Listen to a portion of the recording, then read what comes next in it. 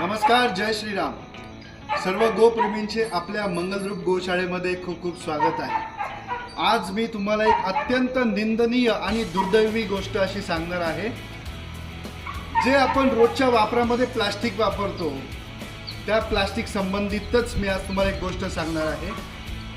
रोज plastic वापरतात, रोज कचरा कुंडीत फेकतात, दाराच्या बाहेर फेकतात, घाण कचरा हा कुठेही फेकतात। याचा दुष्परिणाम काय होतो याचं आज अत्यंत ताजं उदाहरण मी तुम्हाला सर्वांना सांगणार आहे।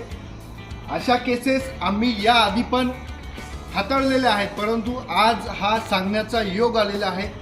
2 दिवसांपूर्वी ही गोमाता आपण सिडको भागातून रेस्क्यू केली होती। रेस्क्यू केल्यानंतर आपल्या गोशाळेतील डॉक्टर आदरणीय राजेशजी नेते साहेब यांनी तिला चेक केल्यानंतर सांगण्यात आले की तिच्या पोटामध्ये खूप सारं प्लास्टिक साचलेलं आहे।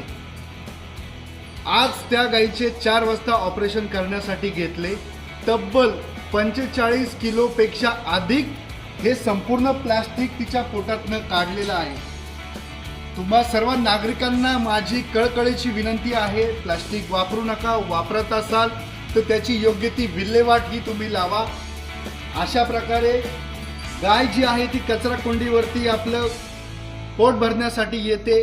काही महिला भगिनी काय करतात का ते पोळी भाजी भात हा प्लास्टिकच्या पिशवीमध्ये टाकून तिथे ठेवतात। गाय येऊन ते प्लास्टिकसह खात असते। आज या गायीच्या पोटामध्ये प्लास्टिकसह खिळे, ब्लेड, कॉइन अशा गोष्टी सुद्धा निघालेल्या आहेत। तर सर्वांनी काळजी घ्या। त्याचप्रमाणे मी सरकारला देखील विनंती करेल, आपण गोमातेला राज्यमाता म्हणून दर्जा दिलेला आहे।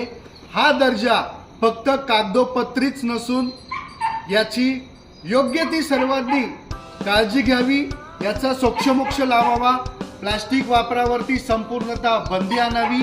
त्याचप्रमाणे नायलॉन मांजावरती सुद्धा बंदी आणली पाहिजे। नायलॉन वापरू नका। पशुपक्ष्यांना याचा खूप मोठा त्रास होतो। त्याचबरोबर मनुष्यहानी सुद्धा आता होऊ लागली आहे। माझी मंगलरूप गोशाळा परिवारातर्फे तुम्हा सर्वांना विनंती आहे, प्लास्टिक वापरू नका, मांजा वापरू नका आणि सदरील हा व्हिडिओ सर्वांपर्यंत पोहोचवा, जेणेकरून जास्तीत जास्त जनजागृती होईल आणि आपण सर्वांनी याची काळजी घेतली जाईल। जय श्रीराम।